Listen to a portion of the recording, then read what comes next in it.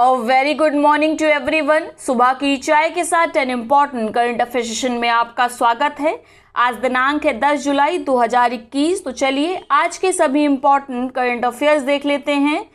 पहला प्रश्न है, हेनले एंड पार्टनर्स द्वारा जारी हेनले पासपोर्ट इंडेक्स की रिपोर्ट के संबंध में निम्न कथनों पर विचार करें। पहला कथन कह रहा है 193 के शानदार वीजा फ्री स्कोर के साथ जापान इस सूची में पहले स्थान पर है। वहीं दूसरा कथन कह रहा है भारतीय पासपोर्ट 6 स्थान पीछे खिसक कर 90 पर पहुंच गया है। उपर्युक्त कथन के आधार पर आपको सही विकल्प का चुनाव करना है। तो पहले बात करते हैं, हेनली पासपोर्ट इंडेक्स प्रत्येक वर्ष किसके द्वारा जारी किया जाता है? आपका उत्तर होगा हेनले एंड पार्टनर्स के द्वारा। पहला कथन बिल्कुल सही है।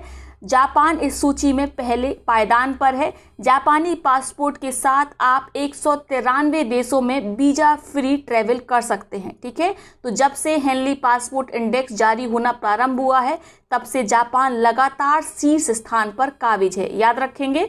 इसके साथ जो दूसरा कथन है वह भी बिल्कुल सही है।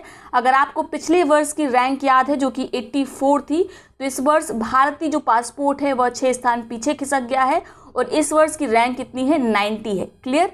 तो आपका इसमें उत्तर होगा सी। स्टेटमेंट 1 और 2 दोनों करेक्ट हैं। क्लियर? अगला प्रश्न है, महिला फुटबॉल एशियाई कप 2022 का आयोजन किस देश में किया जाएगा? तो इसका आयोजन 2021 में ही होना था, लेकिन कोरोना पैंडेमिक के कारण इसको अगले वर्ष के लिए टाल दिया गया है। तो महिला फुटबॉल एशियाई कप 2022 का आयोजन भारत में होगा, भारत में मुंबई और पुणे में। इसके साथ नोट कर सकते हैं अगर आप चाहें 22 जनवरी से 6 फरवरी के बीच में इसका आयोजन होगा। क्लियर? अगला प्रश्न है, दक्षिण अफ्रीका के किस क्रिकेटर ने प्रथम श्रेणी क्रिकेट में 37 रन बनाने के लिए सबसे ज़्यादा 278 गेंद खेलने का नया रिकॉर्ड बनाया है? तो नया रिकॉर्ड बनाया गया है दक्षिण अफ्रीका के हाशिम अमला के द्वारा। इन्होंने 278 गेंदों में केवल 37 रन बनाए और इतने रन बनाकर ही अपने मैच के हीरो बन गए। इन्होंने मैच को ड्रॉ करा लिया। ठीक है, इसके साथ नोट करेंगे इन्होंने शुरुआती 100 गेंदों में केवल 3 रन बनाए थे। क्लियर? इसके साथ पिछला रिकॉर्ड किसके नाम था? तो पिछला रिकॉर्ड था ट्रेवर बेली के नाम, जिन्होंने 1953 में ऑस्ट्रेलिया के खिलाफ 277 गेंदों में मात्र 38 रन बनाए थे। तो नया रिकॉर्ड है हाशिम अमला के पास, पिछला रिकॉर्ड ट्रेवर बेली के पास था। क्लियर?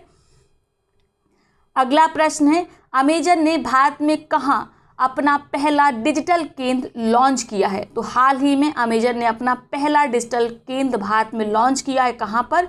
गुजरात, सूरत में।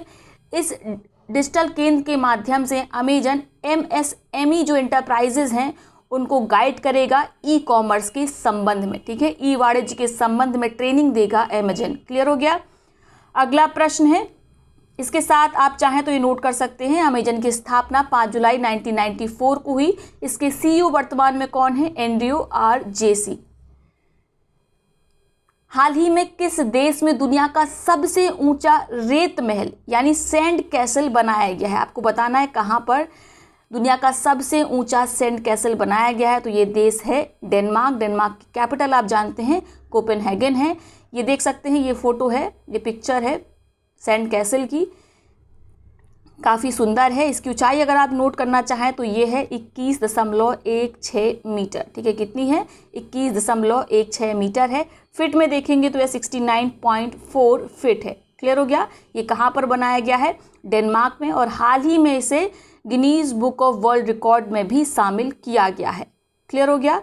तो ये हैं आज के सभी इंपॉर्टेंट करंट अफेयर्स। अब देखते हैं आज के उन प्रश्नों को जिनका जवाब आपको कमेंट बॉक्स में देना है। दोनों प्रश्नों का जवाब एक ही कमेंट में लिखेंगे। जिसका जवाब सबसे पहले सही सटीक आएगा उसके कमेंट को पिन किया जाएगा, साथ में उसका नाम अगले वीडियो में लिया जाएगा। पहला प्रश्न क्या है? भारतीय सेना ने किस भारतीय सिनेमा अभिनेत्री के नाम पर कश्मीर के गुलमर्ग में एक फायरिंग रेंज का नाम रखा है? आपके विकल्प हैं प्रियंका चोपड़ा, विद्या बालन, दीपिका पादुकोण या शायरा बानो। दूसरा प्रश्न है, हाल ही में बांस से संबंधित प्रोजेक्ट बोल किसके द्वारा लॉन्च किया गया है? जनजातीय मंत्रालय के द्वारा या KVIC के द्वारा, जल शक्ति मंत्रालय के द्वारा या पानी फाउंडेशन के द्वारा? तो आप इन दोनों प्रश्नों का उत्तर कमेंट बॉक्स में करेंगे। अब देखते हैं उन पिछले प्रश्नों को जिनका सबसे पहले सही सटीक जवाब श्वेता सिंह जी के द्वारा दिया गया और श्वेता सिंह जी की कमेंट को ऑलरेडी पिन किया जा चुका है। पहला प्रश्न क्या था? हाल ही में समाचारों में देखा गया ताल ज्वालामुखी किस देश में स्थित है? तो यह स्थित है फिलीपींस में। हाल ही में यहाँ पर गैसों का रिसाव देखा गया, जिसके बाद कई गांवों को खाली कराया गया है जो कि ज्वालामुखी के आसपास बसे हुए थे। क्लियर हो गया? अगला प्रश्न था, निम्नलिखित में किस दृष्टिकोण को साकार करते हुए भारत सरकार ने सहकारिता मंत्रालय का गठन किया है? तो नई मिनिस्ट्री का गठन किया गया है जिसका नाम है कोऑपरेटिव मिनिस्ट्री ऑफ कॉर्पोरेशन। ठीक है, सहकारिता मंत्रालय। इसका जो ध्येय वाक्य है वह क्या है, दृष्टिकोण क्या है? सहकार से समृद्धि। तो इसको लगा लीजिए मोस्ट इंपॉर्टेंट, ये पूछा जाएगा।